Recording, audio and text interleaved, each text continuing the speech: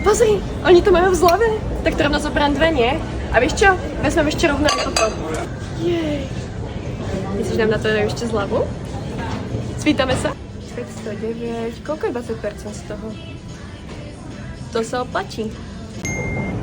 To sa nemyslíš vážne, nie? Nestačí, že máme doma hlavný veľký kôš, potrebuješ ešte ďalšie malé?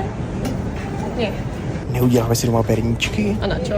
Nestačí, že kúpime takúto sviečku, podľa mňa to vydrží ešte dlhšie ako perníčky, lebo ich nezješ a tá vôňa tam bude dlho. Pozri, my nepotrebujeme ani vianočný papier, nám stačia takéto krabice, do toho dáme darčeky a máme hotovo. Vieš, koľko času tým ušetríme? To toľko? Za takú jednu guličku? Môžeme ísť domov? Už mám alergiu na tie glitre. Pre mňa sa to proste iba chytače prachu. To nevadí, že to je pre deti, nie? Ešte dôležité, že niečo mám. Toto vezmem.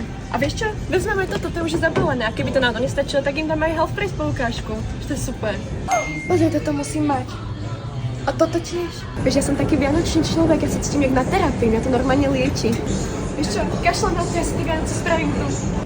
No, mi to príde, že to je o stupeň teplejšia farba. To nepôjde. Neberem ani jedno. To je iná tá farba.